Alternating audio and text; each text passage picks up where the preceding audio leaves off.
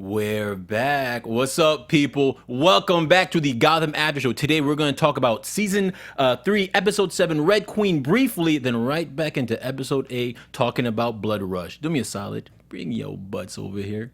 You're tuning into the destination for TV superfan discussion, AFTERBUZZ TV. And now, let the buzz begin. We're just gonna nod our heads to this. Yes. The originals are back. -1. The lovely Mons. But today is just me and Steve chit-chatting. Guys, what's up? Welcome to another episode of Gotham After Show, Season 3, Episode 7/8, because we were not here last week due to Halloween festivities. I'm your guy, Micheal Drew. You can find me on Twitter at Micheal_Drew, Micheal EAL, and I'm here with my good teammate and friend, Mr. Steve Kaufmann. What's up, homie? Hey, thanks for having me. You can find me on Twitter at Steve Kaufmann. That is KAUFMANN. We have a lot to talk about. I'm sorry. I'm doing my solo. You're just rocking out. All right, guys. This was a phenomenal episode. It's good to see you. You know, we haven't been here for a little while. Yeah. You know, I mean, and let's just embody this. It feels good to be back in these. I know it's been like 3 weeks for me. I think it's been. I've done one of the last 4 weeks. Mm-hmm. Let's talk about our attendance live on the air. Yeah. Actually, let's talk about this past weekend. I think we both had an interesting Saturday. Real quick, we both went to Kevin Undergaro's 50th birthday party. 50th birthday party. It was a nice shindig. It was fun. But while there, I had a quick and brief interaction with the insane Mr. Barnes himself. Well, as of today's episode, Michael Chiklis. He's a serious dude. I saw him over there. Like it was a nice little shindig. You know, they're celebrities and AfterBuzzers. Everyone's eating, drinking, liquor everywhere. And the moment I got in there, I saw him quickly, and you know, I got a little nervous. Mm-hmm. Only because I don't want to. I got a little he is intimidating. He's like an intimidating dude. He's and this is why I'm gonna say he really is intimidating, because I after about 2 drinks I got the liquid courage in me, only because I don't want to bother him. Mm-hmm. So but I did anyway. So I approached him and I said hi. I said we do the Gotham After Show, and it somehow began as a hey, I'm a fan. Our show, your character's phenomenal. Trying to angle it like, hey, maybe we can talk about your character one day. And then, but it somehow took a right turn. This could have been the liquor in me. It took a right turn where we started talking about sports, right? And this is why he's a real dude, because he didn't placate. He wasn't like, hey, oh, you like sports? I like sports. He got real on me. Like there's a point where I said, because he's from Boston. Mm-hmm. And I told him that, I'm a Connecticut guy, but I don't like any of the Boston sports teams. And him, being a true Boston sports fan flipped that he over is, a table and punched you in the face. He didn't flip the table, okay. But there was this face he made, like, oh my God, this guy. And then he just told me straight up, like, what is it with you Connecticut guys? You're from New England and you don't like sports. And then he kind of like it's like he read me my rights in like kind of betraying New England lore, and it was cool, man. Like we had a nice little. He was really cool with me, but he was real. Like he was literally chopping me down in terms of sports, letting me know what it was. And his wife, he pointed to his wife. Okay, because I'm a Miami Dolphins fan. He points to his wife, and she starts peeling off Miami Dolphin members off of the 1972 Miami Dolphins. Aside from the sports members of the team that I already know, she was peeling them off, like naming members of the sports team that I didn't even know. And that was my little interview with Michael Chiklis. And then I tried, thinking of the after show, I tried to veer it in our direction. Mm-hmm. And I asked him about the show, and I asked him, what's going on with the characters. I was trying to see if maybe I could get a spoiler or two. I thought it'd be cool if I brought a nice little exclusive. He's hard nosed. Yeah, that dude that ain't wasn't saying anything. That went nowhere. Like he looked at me straight in my face, like, nah, I'm not. No. But he did say this was Saturday, so this was before tonight's episode. He did say that the next 2 episodes, it's going to get crazy. That's all he said to me. And that's pretty much what we're seeing. Yeah, exactly. Yes. So when we watched tonight's episode, I was like, oh yeah, this is what he meant. Like he said, listen, next 2 episodes, it's gonna get crazy. That's all I got for Speaking you. of getting crazy, I'm pleading the 5th on anything about Saturday's party. Oh yeah. Free liquor. Whatever. We'll do that. Whatever pictures are on social media, that's what happened. That's what I will confirm. Everything else, Free liquor. none of your business. It was a keg party. It was good. It was good stuff. Okay, so what we're gonna do is, because we missed last week, we're gonna touch briefly on episode 7, Red Queen, and then we're really gonna get into episode 8, because today's episode, man, tense. Yes. Tense. All right. A couple people in the chat have been talking about how this episode's a lot better than last week's episode. I thought last week. I thought they're both great. I thought but, they were like, both good. I think you stack them up. This one, it's because Barnes. We're not into it yet, but Barnes kind of becomes Batman, or becomes the hero the city needs. And this city needs just literally somebody like I'm the law. I wish the kegger was this Saturday, so I could have seen this episode first, and then had a conversation with him, and then be like, dude, you threw someone through a wall. Sorry, spoilers. All right, so episode 7, Red Queen. We'll cut through it real quick. I guess it's pretty much after the whole Vicky Vale. Sorry, back at it. Valerie Vale gets shot and wakes up in the ER. She dumps Jim, and then Jim goes on his quest to find the Hatter. Then he gets the powder thrown in his face, and then he hallucinates. I'm gonna cut through it real quick. Of course. If there's anything you want to talk about, if anyone in the chat, if there's anything you specifically want to talk about episode 7, let us know. I just want to jump right into the hallucination. Okay, yeah, go in. So well done. Yeah. Yeah, she has a lot of costumes in that elevator. That was so perfect for her. That was such a good back and forth. Yeah. Everything about that, and like kind of like a peyote trip, where like, he had like a soul searching peyote trip where he comes out of it and is just like, yep. Yeah. I love Law and Order, and I want to be a cop again. Did you see the very, very ending of it? Everything, when he ended up with his father in the car, and then the ring came out. Mm-hmm. Now you'll see later on in episode 7, when we see at the very end, the woman that meets Cobblepot at the party. Yeah. She's having a meeting with another guy who's part of the Court of Owls. Mm-hmm. And he has a ring. Is that the same ring that the father had? I believe it's not. It looked very similar. It seemed likely that it is. I don't know. With Court of Owls, it's going to take all year. It's going to take seasons. But is it indicating that Jim Gordon could be the descendant of an original family of Gotham? I think we all kind of figured that. Did we? I just never thought he was like his fam. Like he could be part of his family could be a part of essentially one of the 5 families of Gotham who started the Court of Owls. Possibly. I'm guessing that's what they're trying to indicate. That would get weird.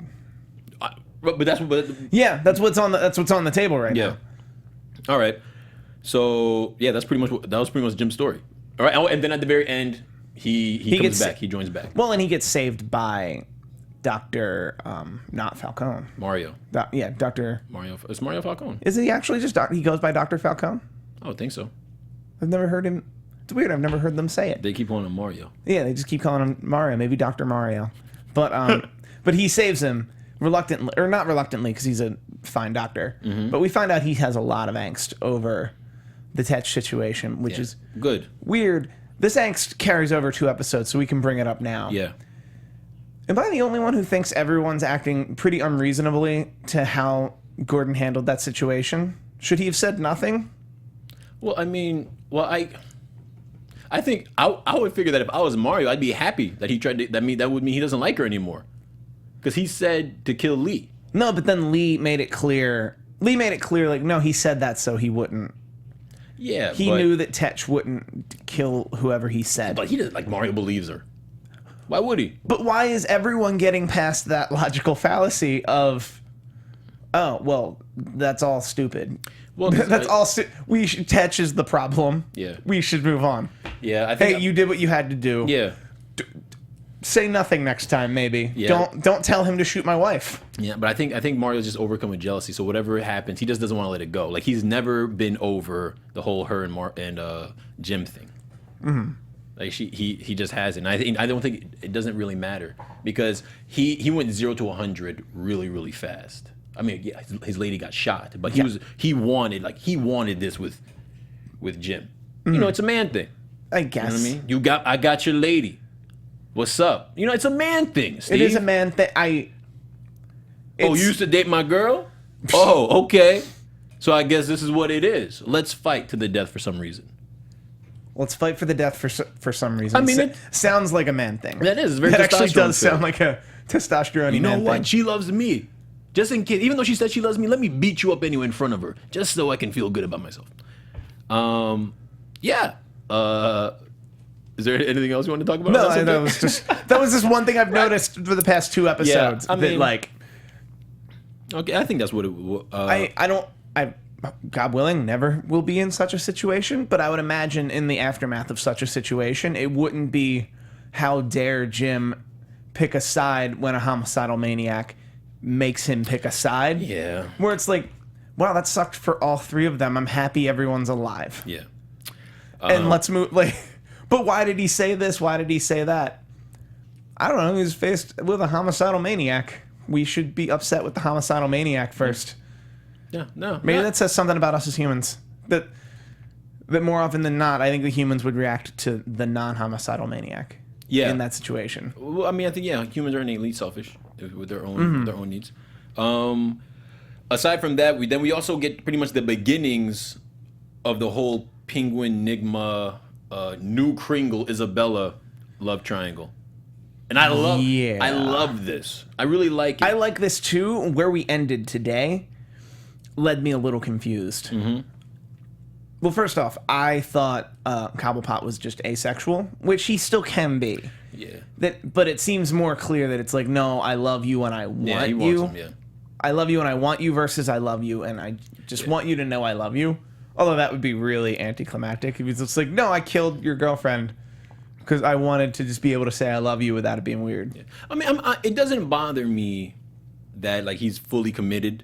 That they've gone and they've. I mean, he could go both ways, Penguin. Yeah. But I mean, it wasn't the way he played the character, and he never really had like the only woman he had interactions with was a fish, but it was still in a way where it always felt motherly. Yeah. You know, and it didn't. And when the whole love thing with him and Riddler happened, it fit. It really did. It completely really does fits. fit. I don't know. If he does turn out to just be a homosexual character, I like exactly how they're playing it, which is, no, I'm a homosexual. Yeah. No big. Yeah. Yeah, I think that's how they're going to keep it. And that's how they played. Yeah. That's how they're playing these characters in this universe already. That I enjoy that because we're right around that part in television and media where that's not a big deal. Yeah. I think the only criticism it might have gotten is say like from traditionalists of the comic were just like, he wasn't gay in the comics, but he never had anything in the comics. He never had his sexual orientation was never discussed in general. I mean, he had penguin hands in the comics. So it doesn't really matter. Comics are very old. You know, I think he used to mate with penguins in real. No, I did not read that issue. Yeah, but it's just like so. I mean, I thought it matches, and I like the fact that they're making him chase Riddler, and it's very clear that Riddler doesn't swing that way. So, but I'm glad they're not shying away from that, and that they're showing that, and that him. Well, and he's a character who, although he's been sympathetic the last couple of weeks, he's a ruthless, sometimes killer to get what he wants. Penguin or Riddler? Penguin. Yeah. That the fact that Nigma might not be gay does not seem to equate. And I like that. Does not seem to equate in Cobblepot's plan of just like, nope, I don't care. I'll make you mine. Because he's insane. He's not supposed to think logically. Not at all. Yeah, so I like that. I like that they're not trying to, because I'm glad they're not going to try and go too PC. I like, he's insane. He will try to force this guy to be his boyfriend. And I love that. He's crazy. A couple shout outs for the chat. Alicia Malang, so glad the guys are back in town. Hey, I'm glad you're listening, mama. That's so Swaggy's in our chat. James Mirror Domains. That I should have caught that the first time. Gordon recognized Mario had to say his piece though. Yeah, I enjoyed that scene. Yeah, because while we're pulling at that whole thread, I enjoyed that scene a lot. That it was just He punched him. He said his piece. He punched him and was like, "What?" Yeah.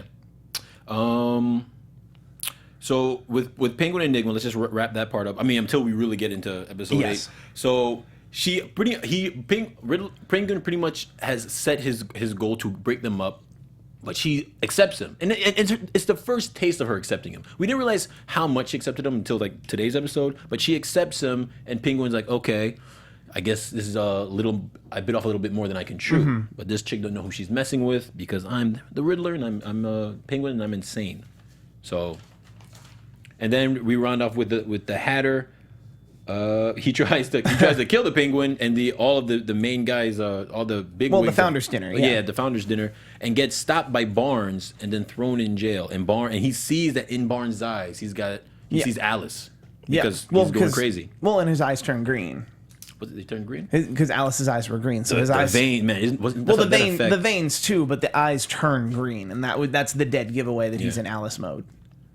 Hashtag Alice mode. I know Alice mode. That just happened. I didn't have to workshop that or nothing. Any quick thoughts on Bruce having a nice little dinner date with Selena? That's cute. I like that, and we saw from the previews for this week that next week we're kind of just picking that back up. Yeah.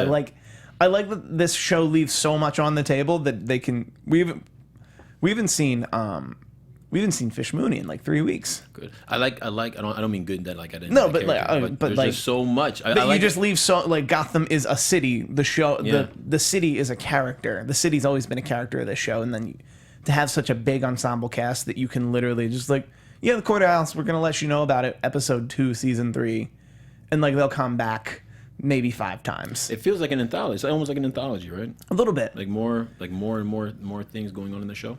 And in the city with and it's multiple definitely characters. People have been asking me about this show a lot recently because I think it's been getting a lot of buzz this season in particular, and they've been asking like, where do I start? What's it about? Like, what can I expect? I say start season 2.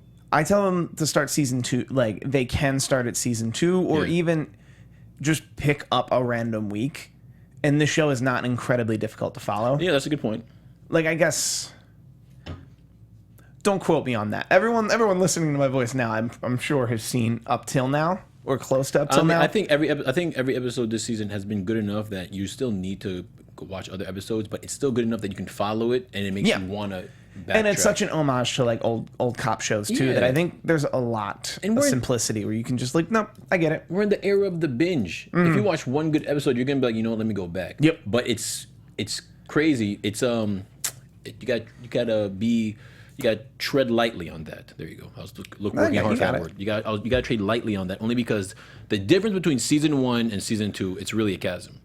There is a definite chasm. Season 1, they were playing it really, really safe, and it was semi-boring, and they weren't taking chances. Season 2 and this season, they're just like, you know what, guys, this is our show. This strikes me as the show they've always wanted to do. Yeah. And that season 1, season 1, they were playing it how they had to play it to get a season 2. Yeah. And once they got season 2, they were just like, fence, call it, bam. What I think it was, I think they were on the verge of being canceled because season 1 was I mean, I didn't know anyone who liked season 1. And then when season 2 started, I think if they kept going the way season 1 was going, that it was slow. Yeah. And once the way season 2 was going, they just said, listen, man, we got to put all our eggs. It worked. So, all right. Episode 8, Blood Rush. Woo! Episode 8, Blood Rush. So we'll start with, I guess, Jim and Barnes. Oh, this was crazy. So Barnes sees a peculiar man driving a van, and he follows him, and then he catches him, and it turns out he's just, he's a cleaner. Yeah. And he's eliminating a dead body. But I didn't expect, like, my nails were going in my hands. I was in my skin, because I didn't think Barnes, like, he hulked out on him. Yeah, and I like it. I mean, I like it too, but I didn't think he'd literally snap someone's head off. No, he decapitated him. But with the editing and the sound design and everything was played so well in this scene, and to put Barnes in the position he is just perfect because this is Mr. Law and Order. Man. Like they always talk a lot. Because I always spoke a lot last season since we've seen Barnes that I'm like, there's a shady past. Mm-hmm. No one's that clean. There's a shady past. And what we're learning is like, no, he's a Boy Scout. He's a literal Boy Scout, true moral north. Mm-hmm. Arrest the guy, let the system handle it. I know. except this week.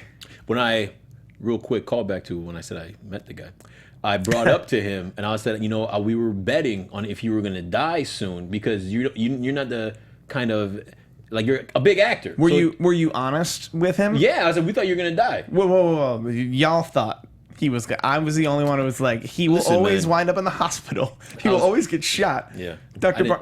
Barnes will never die. I said doctor. I meant captain. I was 2 drinks in though. I wasn't. Yeah. You know what I mean? Those drinks were strong. So, but I was 2 drinks in, and I was telling him that like, hey, we didn't think you'd. I thought like you're just gonna be I was shocked that you're even on the show because I thought I didn't know if you were a mainstay, if you were a guest star or what, and to see that you've made it this far. And he was like, there was always a plan for it to be more, and now you're gonna see it. Ooh. And that's when he said it's clear. Yeah, he said when he came, they had a big plan that it's gonna get crazier and crazier. And the big plan seems to have been make him the Law and Order, like pretty much seems to be going into play right now. That like. Establish him as just the like 100% by the book cop. Well, I think it was a setup in a way because Jim was the first one to do that. Yeah. And then he accepts Jim back, and he was so judgmental towards Jim. And I mean, of course, he has drugs in him, so that's why he's doing it. But now he's gonna become like a worse version of Jim. Well, to be fair, the first episode of this show dealt with that what happens if you're a rookie cop and you're a by the book rookie cop. And by the end of the show, it's literally he's meeting Falcone and framing a murder and like doing a lot of dumb stuff. And That's true. That was how we dealt with Jim Gordon. And the idea was Nathaniel Barnes came up through a time where you could be by the book and chose to be by the book, and now he's the captain, and he's just this by the book warhorse. And it got to a point where all of us were like, well, I mean, when does that shoe drop? Whose pocket is he in? Yeah. That it got to a point of like, no, he's just a guy who's by the book, middle of the like captain, so he's like middle management in that power structure and just drinks. Yeah. Drinks, things get bad and he drinks. He's like, man, that sucks. We'll get him again. And then so Barnes decapitates the guy. And they find the body. No, wait, they didn't get to the crime scene yet. So he decapitates the guy, and then we go. I guess we go to Lee real fast, and she's setting up the wedding with Mario, and Mario. She tells Mario that Jim is coming to work. Jim's coming to work, and Mario. You can see the trepidation, like we were talking about before. You can see the trepidation, but he's like, "Hey, I trust you, baby. I trust you." We know he don't trust him. Then we go to Jim. Jim makes it back to work. Jim's first day back, and they go right to the crime scene. I like this a lot. Let's just crisscross the whole way up. Yep. He shows up to the and they find the mutilated body. You were having a tough time with all this. Well, yeah, because I mean, I was in shock that Barnes did it because I didn't think he'd do it. You know what I mean? I didn't because like I knew the it was going through him, like the venom was making him go insane, but I didn't think he would go, like he mauled his face, then he decapitated the guy. That was tough, and then you saw the body parts. It was tough. I mean, this show gets this got gruesome. This show gets really gruesome. It was like Soup's gruesome for 8 p.m. Yeah, it's really gruesome. That's all I had. Soups. Guys, Soups is not cool anymore because I just said it. Jeez. Shut it down. I can shut down words. It's over. Soups. So then Jim shows up, and then they go over the crime scene. And Barnes, while they're doing this, Barnes goes to see the Hatter to see if he can get some info, because Barnes probably can't live with himself right now. He's really dealing with it tough. And the Hatter just toys with him. And he knows, he's like, I know you've done something you regret because you came to see me. So what is it? Tell me. And Barnes doesn't tell him everything. And then the Hatter just tells him, you're going to die. The only way to get rid of it is if you die or if you can just give in to it. Right? That's essentially what he said. Yeah, give in to her is what he said. Because the blood is her. And Barnes vows not to. He vows to make it right. Right? And then Jim, while this is going on, Jim has his first awkward interaction with Lee. And they talk about the engagement, and then she just they just talk about the crime. And they talk about the crime. I love their little interactions. It's crazy. No, it's very crazy. Like, I'll just bring it up now. Do we think they're getting back together? Well, that's a two-part question. Do we think Mario is evil? No, he's gonna turn evil. He's going to turn evil. Yeah. I could buy that. I think they're gonna do something they regret. Like while she's still with Mario, she's gonna sleep with Jim. Mario's gonna find out, and that's gonna be the I'm taking over the Falcone name. Oh. He has the face. He has rage. No, he to definitely him. has the rage. He has some rage in him. Rage face. I could see him trying to be baby Falcone. I mean, that'd work. So hashtag baby Falcone. Hashtag baby Falcone. So Jim and Barnes struggling with the virus. He tells Bullock what happened. You know, and then he refuses to, like, I like how they see him. You just see the voices now they're creeping in Barnes' head, and he pretty much takes over the case, I guess, to cover his own tracks. Mm-hmm. And he kind of loses it on Jim. Like, hey, I make the rules. You're back. I still make the rules. And now his goal is to find out where Toad is, the name that was given to him. That's a fitting name once we met the guy. Yeah, Definitely a Toad face. he did look like a Toad. Did you think he looked like? I didn't think he looked like a Toad, actually. He had some lips going. I thought he was going to be a little more, I don't know, sheepish and scared. He looked like a bruiser. I didn't think that was going to happen. Well, it was about his face. It wasn't about him. If you're like a mid-level underworld guy. Oh, yeah, is that how it works in Gotham? Man, you gotta be. You gotta be somewhat tough? It's like a step above. It's like it's anarchy, but like 2 dials towards democracy is what Gotham is. Touche. So then Barnes shows up to a shady bar, and speaking of said guy, he interacts with Toad and then beats the dog crap out of him. Beats him like he stole something from him. Beats him like no. He proceeds to beat the crap out of him and breaks the glass, almost carves up his face. This scene was awesome. But see, and this is why I think they with the murder that Barnes committed in the beginning, I felt like they set up this scene well because of what he did in the beginning. I thought he was gonna peel the skin off his face like a bottle cap. I mean, it's still 8 p.m. I don't think it'd make that much. I don't think it'd make that noise. I think it'd be more like squish. It would, yeah. But you know what I mean. It would definitely be a little. Would it'd be a little worse. But he gets answers and he tells him where to go. But he almost kills him, and he puts him in his trunk. Puts him in his trunk, takes him to this doctor. Yes. I would like to see a webisode about this doctor who, like, sells faces. I actually think... Does he do the kidnapping? That's what I'm curious about. I don't know. I really wonder, does that doctor do the kidnapping? I'm guessing high-end individuals go to him, and then they probably... The person's probably kidnapped. And then given to him after... So do you think the Toad does the kidnapping and the cleaning? No, I feel like he'd have to be. No, that's a full service. Yeah. Hey. If it's pricey, it's got to be. Dr. Simon, if you survived that fall, yeah, I will jump into my TV, and I will take down Toad, who's probably still in Barnes's trunk. To be fair, I'll be full service. Yeah. I will do both the kidnapping and the body aciding. Yeah. Full service, because you seem to have lost all your vendors. Yeah. Yeah. It's Gotham. It's cool. Yeah, that's how it works. It's TV. It's also cool. I can just do that. Yeah. No, I would hope Toad would be full service. Yeah. So that's probably what it was, and then he proceeds. They didn't get too much into it, but they do get into Barnes beating the dog crap out of him, and I love it. I love how every time he meets these villains, this is why I was enjoying Barnes a lot this episode. Every time he meets these bad guys, they're always so cool and collected because he's a cop. Every single time, they're just like, hey, you can't touch me. And then you always see, I like seeing that twinge of fear change once they realize, oh, this guy doesn't give a damn, and then he just beats the crap out of them. He just beats, and then it ends with you thinking he's gonna do the same thing to the surgeon. He's gonna kill him. He's gonna murk him, get rid of him. I did enjoy that they didn't make it so by the numbers. What do you mean? That, like, at the beginning of the episode, he rages out and kills somebody. Mm-hmm.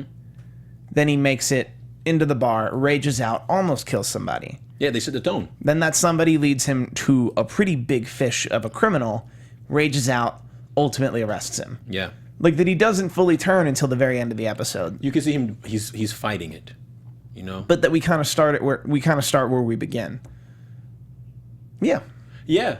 Start where we end. Yeah, and but where he kind of ends somewhere different because the way he feels after the second kill is a lot different than the way he feels after the first. Well, no, because he gives in. Yeah. He's given in that. Nope, I have a superpower now. Yeah, essentially.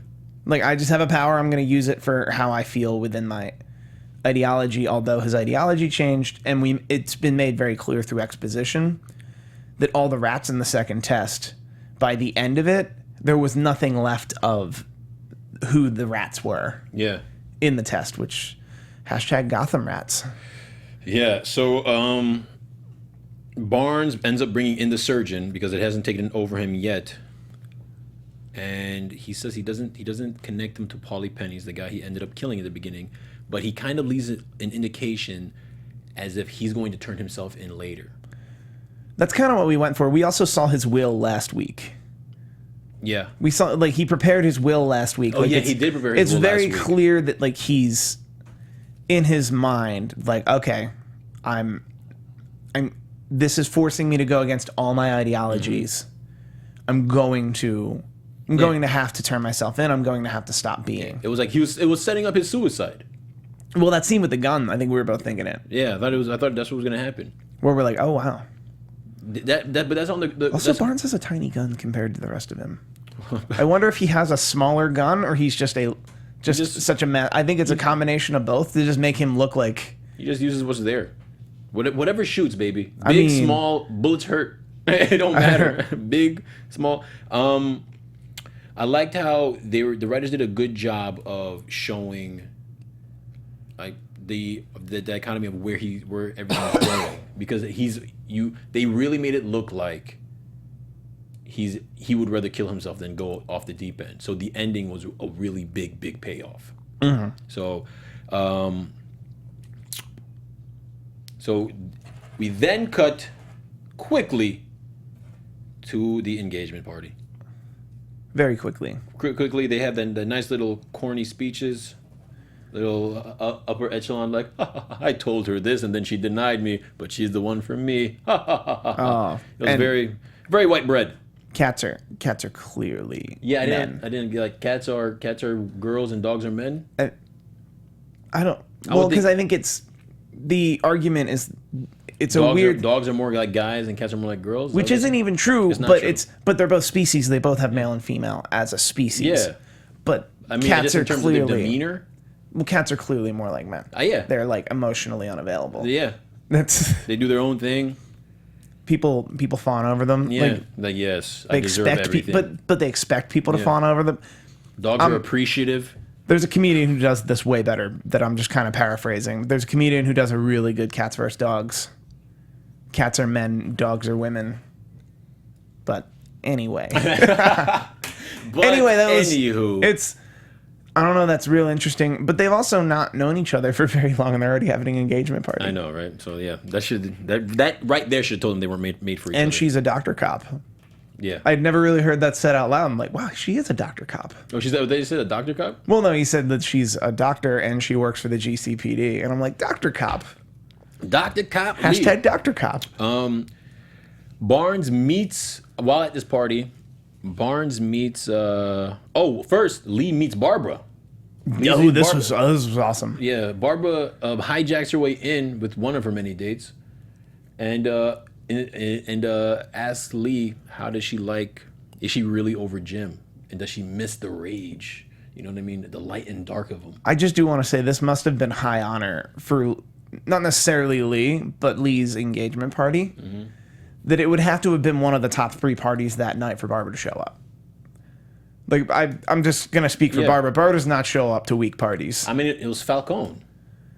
I heard Falcone throw some weak parties. No, I'm just saying. I heard they're not all great. Like, I hear Falcone, that used to be his city. Some of them were real weak. Like, he was big dog on campus. Yeah. I went to a poker tournament he hosted once. Not great. Hot dogs, hamburgers, nothing special. Yeah, I like their little back and forth. But speaking of Falcone then meets Barnes. We have a lot of interactions with individuals who have nice little back and forth. It was a nice little party scene. Yeah. Nice little, just like a town hall party scene, like get everyone mixing in with everybody else. Yeah. Barnes sees Falcone, and he has his little holier than thou talk with him, like, you're bad, I'm good. This was real interesting because Barnes, at that moment, sipping that drink, I guess he had come to terms with his personal ideology so much that he's like, I'm going to come to this party. I'm going to come to this party out of respect for Lee, and I'm probably going to turn myself in like tomorrow or the next day. Yeah.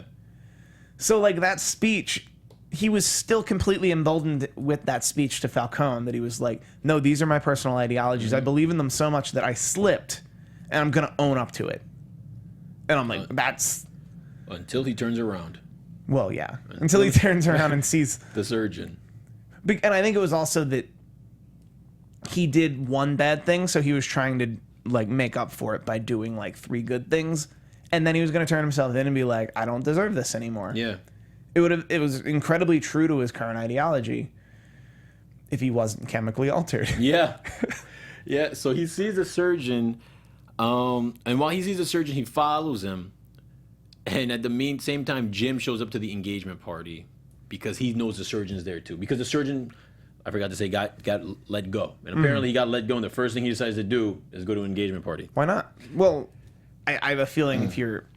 And it was Judge Bam Bam, who we've yet to meet. Yeah. Judge Bam Bam issued it immediately, and we learned that Judge Bam... We've always known Judge Bam Bam's a dirty judge. So... it's led to assume that he's connected in the high end of the underworld, or the Gotham elite, if you will. So it's it's if you will, yeah, that it would be he's definitely connected in that sense. That going to jail for a minute's probably just a minor inconvenience to a guy like him, even if the cop roughs him up. Yeah, which is funny. I figured with all that pull, he would then get Barnes fired, which wouldn't really matter because Barnes would step down the next day. Yeah. Well, that's not what happened. Jim shows up, and then he gets, I guess he kind of gets called out by Mario, and Mario wants to have a talk with him because he's not happy he's at the engagement party. They have a little one-on-one, and now he threatens Jim. He tells Jim, don't touch my girl, or if you hurt her, I'm going to kill you. And then he gives him one. He gives him a quick right hook, and he hits him good. He socked him. For a doctor, he has a good right hook. Great point in the chat, actually. That's Please. so swaggy and L-A-Y-D-I Diaz, lady. It's probably Lady Diaz. Okay. Lady? I don't... L-A-I-D-I? L-A-Y-D-I. Lady? That would be... Just lady. We'll go with lady. L-E-Y.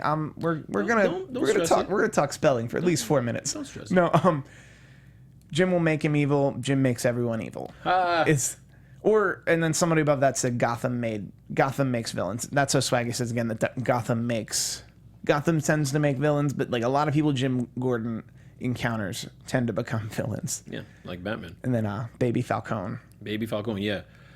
So that's probably what's gonna happen to Falcone. I'll just say that's my prediction now. Falcone hits him with the right hook, and Jim lets him go. He says, "You owe me that. I'll let you slide." See, because Jim, he's a man. He understands. He's like, and what am I gonna do? Beat you up? Because he could. Yeah, I mean, let's be real. What? Jim could. I don't know. We've never seen Falcone fight. He could have been trained in the elite arts of mob fighting. Of mix. I don't know. The Falcone Senior wasn't really like a fighter either. Yeah, like, but he grew up with money. He could have been taking MMA classes. You know, all these cats with money. Like he looks like he's in shape. Jim Gordon's a scrappy dude. Yeah, true. He's also a cop. Like, Yeah. Bullock is also like there. Yeah. So, all right. So he punches him, and in the meantime, so then they go back to trying to look for the surgeon. In the meantime, Barnes finds him in the bathroom and let's just get right to it. Proceeds to beat the dog crap out of him, and hulks out and throws him through the wall. Like I thought he was just gonna slam him. He throws him through the wall to his death on the outside. I love that in my heart of hearts, I thought that this was going to happen in the middle of the party. No one would stop him. Yeah. And then Falcone just walks over and just says something real. Guess we're even now. I guess we're the same person now. Oh, okay. Yeah. Like I would have loved something like that, and we're probably still going to get that in Yeah. the next 2 weeks, where Falcone gets to be smug of just because I actually love Falcone's ideology this entire run of Gotham, because he strikes me as one of the few people who knows about the Court of Owls. Mm-hmm. That he's like, I'm just somebody trying to carve out my slice of the pie and make things best for me and mine. And once I reach that level, I'm going to try my best to make things not terrible for everyone else. But now he's retired. Yeah. Yeah. But he chose not to. Well, then my analysis of the socio-political climate of Gotham slowed us down completely.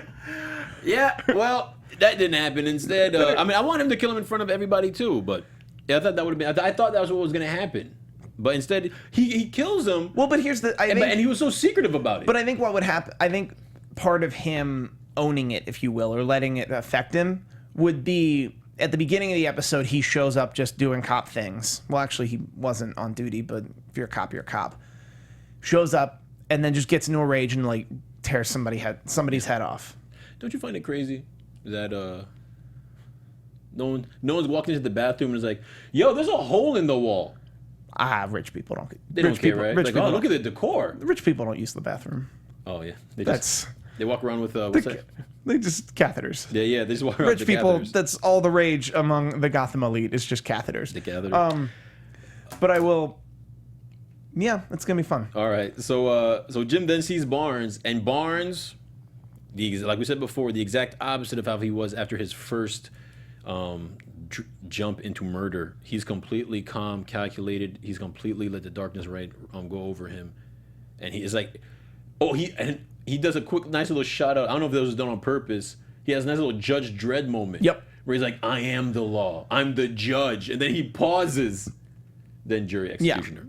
But I was like, and now he's the executioner now. Like he's that guy. Yeah, it's necessary. Yeah. For this. For him, he feels that way, and he tells Jim like, "We're gonna clean this city up," and then apparently he didn't kill the surgeon good enough, because as soon as Jim goes outside, he sees the surgeon says Barnes, and it sets up this perfect showdown. I know. This perfect Gordon Barnes showdown that at the pace of this show will happen all within next week. I know. Does that mean Barnes won't make it through the season? That's a prediction, and we still have one more topic. Okay, you're right. Don't watch yourself now. We ain't there yet. All right, so all right. Let's get into this is my favorite part of this was my favorite part of this week's episodes. So Nigma, the love triangle, Nigma, Kringle / Isabella, and Matt Butler and Penguin. Wait, not the dude who cut her brakes. Oh yeah. I thought they felt something. Okay, I was reading too much into it. I like how Nigma has. How he knows how to smooge now. Like he's got a lady. He's making her breakfast, and she's going to a librarian conference, which sounds all the way. That sounds fun. made up. That sounds completely made up. There's no librarian conferences, are there? I should have Googled it. I know. There's no way there's a librarian conference. And she wears Kringle's glasses, and it sets him off. Well, I mean, his handshake, but she sees it. I love how she sees everything, and you can't, like, it's not like with Kringle, when she found out who he really was, she freaked out, he killed her. Mm-hmm. Isabella finds out who she really is, she freaks out, digests it, understands it, and is like, I love you too. Maybe I'm crazy. And this, I think...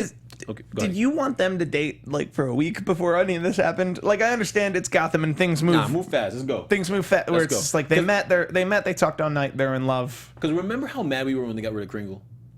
We were so mad. We were upset. And now when I saw her come back, I'm so happy. Like him and Kringle were so good together. And we kind of thought, didn't we? We used to think that they were going to turn into a duo like that. That would be so cool. But that's what we thought. Remember, that was our initial. We felt like they lost an opportunity in making them like kind of like not a Bonnie and Clyde, but a crazy duo. Like him turning her crazy with him. Yeah. And then them being crazy together. And then her dying and something like that. And then we kind of got that with Isabel, because Isabel was clearly crazy. Think the writers are watching us? Think the writers are watching us? The writers? That might happen. Think that? Huh? But Isabel is clearly crazy. I had some nitpicks with this. Okay. First off, it's the same actress. Yeah. And it's Gotham, so we're immediately like, says they're clone. Mm-hmm. We're immediately like, is it a clone? This happened the same episode as the plastic surgeon who's literally taking faces. And you did jump on that. Then I was like, is this really like Court of Owls or something. Yeah. To mess with Nigma, created a second Kringle, and then that seemed too much work, so that's not it. But you bring the actress back for, I guess, 3 weeks to kill her again? Well, we don't know if she's dead. I mean, she got hit by a train. Nah, there's no way. Well, I mean, it depends on what they do. Because as we did see in this scene, he does talk to Kringle through hallucinations, and he is prone to hallucinations. No, they're bringing that actress back a lot. Yeah, so if she doesn't make it as Isabella, she can come back as Kringle. As Kringle. But I hope not yet. Or Stop there's killing her, yo. Or there's like 7 Kringles in Gotham. They just keep bringing her back as another one. Like that. Wouldn't that be crazy? That would be crazy. Also, quick note to any of you who are in Isabella's situation and your brakes don't work and you're heading towards a train. Turn the damn car. No, you speed up. You beat the train. She was headed downhill. The thing was already down. She can. That thing's built to break. Yeah, but she didn't know how close the train was because on both sides they were mountains. There was a. Let me rephrase. The second you realize your brakes don't work, try something else. I mean, if you think you can slam into the mountain to the right and it'll stop your car, do that. If you think you can outspeed the train in front of you, do that. Or jump out. She didn't do that either. I know. She just said, "Oh dear," but we don't know. She was on the train. Out. The train was coming from the driver's side. Jump out wouldn't have been smart. Well, we'll find out. I bet you she jumped out. I'm hoping she did. Well, we're not there. So Nigma opens up. So he sees Kringle and all that. And then he opens up to Penguin about this, telling him that he's seeing Kringle, and Penguin seizes the opportunity to try and get them to break up. As he would, and he's smart. He wants him. That's his man. He wants that Riddler love. Ooh. He wants all that. I guess he's been fantasizing. I like that. That's a nice little pairing. Riddler love. So he wants that. So he tries. So he convinces him to break up with her, and then Riddler says, "I'll let you do it for me." That's weird. I mean, he trusts him. He doesn't think he's trying to drive a wedge between them. I mean, and Riddler's, he's still soft. He's still a softie. And I guess you have to break up with somebody. It's pretty official. It's pretty official if it comes from the mayor. They are schizophrenic. That too. I mean, it's not like they're making. I know he is the mayor. You know what I mean? That's pretty official. I know. You got the mayor breaking up. Someone's coming to break you up, and it's the mayor. Like, that's a good story. Like, my boyfriend dumped me by using the mayor. The mayor came and made it Soup's official. Yeah. Soup's official. So the Penguin shows up to do this to Isabella, and he like relishes it. He's like, "It's done, Mama. You done. Hit the bricks. Hit the bricks. He's my man now." And Isabella, at first, she's hit by it, and then she's just like, "No, I love him. Our love is great." Like, she's full on. She names everything Nigma's going through. It's like, he thinks he's gonna kill me because I look like Kringle, but I accept that. I don't care. I love him. Holy hell. I feel like she could have figured that out in that scene. What scene? The scene where she put on the glasses and he just like bugged out. I'm like, yeah. I'm not saying that, but it's just the fact that she's accepted. It's not the fact that she figured it out, but she's known accepting. You've known him like 30 hours. How much else could you possibly know about him, other than that he killed his girlfriend? And she's down. And that you look like his girlfriend. Yeah. And then she refuses, and she says she understands him, and she stays, and he is pissed. But this shows you how good of friends he is with. And then she dresses up like Kringle. Yes. And that's creepy. So she's into some weird stuff. I know. That's why it's beautiful. She a freak. For a freak, though. A freak for a freak. Riddler shows up to try and break up with her, and she comes out dressed exactly like Kringle. Damn. And then she makes him choke her. And then they get nasty. Wasn't that a great scene? I didn't think Riddler had it in him. Like, Riddler just like, now he's a man now. I thought he was going to choke her. I know. I thought we were just going to relive that whole thing. No, that would have been corny. I'm glad they didn't do that. Eh. He kisses her, and then they just probably have insane homicidal. You were about to say no. I was about to say homicidal, insane homicidal intercourse. Homicidal, suicidal, death-defying. Yeah. Genocidal sex. Yeah, fornicating. You know what I mean? Everywhere, all over the riddles. I wonder if they're like saying riddles. Wasn't that her house? Did they move in already? She was at his house. Whose house are they at? I think that was her house. No, because he lives at the mayor's mansion. Well, that riddle was getting solved that night. No, that's her house because he lives at the mayor's mansion because that's where they dropped him off after he got out of Arkham. Okay. Also, within this timeline, he's been out of Arkham like 2 weeks. He's living this. Out of Arkham, got a brand new girlfriend that looks like his dead girlfriend, and she accepts him for being crazy, and they have crazy sex. Enigma is living his best life. He's on fire right now. In this moment. So, I was gonna say something, but I'm gonna wait. So he tells Penguin. Penguin is pissed, and then Penguin pretty much indicates that his guy comes in saying that you did the thing for me, and he clips the wire. He clips her brakes, and then we see her drive towards the train, and she says, "Oh dear," and then we just cut away. I'm thinking. Actually, I'm not gonna say anything. I'll wait for it. Anything else you want to say? No, I think we're ready for the predictions. For the things. There you go. And now, your AfterBuzz TV predictions. Come to me, predictions. Let me go first because it's been so long since I've been here with my lovely panel on this damn after show. Okay. First thing first. Speaking of Enigma and Penguin, I'm gonna say that I don't think she's dead. Okay. I think she's going to live, but I do think he will kill her. Okay. Just not today. He's gonna get her. Riddler's gonna find out, and then we're going to have then they're gonna become rivals. And I am very excited for a potential Riddler Penguin feud. Riddler branches off, starts his own crime syndicate. And then he goes against Penguin. I think that's better fueled if she's dead and he finds out. Yeah, he'll kill her down the line. Don't kill Kringle yet. Don't kill Isabella yet. Not again. I'm gonna take the opposing view. Oh, here we go. I think she dead. Okay. I think she dead. They're gonna keep bringing the actress back in flashbacks, and if they really want to do it, you have fair license to just recast that actress. Oh. She's what name have they not used in a while? Amy. She's Amy something now. It would be interesting if what you said before. She works about, in a bookstore. How they have multiple clones. If it's though every time she dies, a new clone comes. That would be kind of crazy. and it'd be the Court of Owls doing it. That would be insane. The Court of Owls through Doctor Strange. That just that would be insane. That they just keep every. I mean, they got a couple of Bruce Waynes. What else you got? So okay, it could be that. I don't think so. I think she's alive. I hope so. Next week. And she's not gonna tell Riddler, but she's gonna know Cobblepot set her up to die, and she's going to go at war with Cobblepot, and she's gonna try and eradicate Cobblepot from Riddler's life. Interesting. I think she did. Yeah. What else? But like everywhere else, we're gonna see the Cat Bat. Oh, the Cat. What was it? We're gonna see the Cat Bat Ivy. Yeah, I have nothing on that. Okay. I mean, they're just giving them something to do. It's good. Well, we're gonna, I'm still Clone Bruce is still out there. I'm still waiting for them to grow up.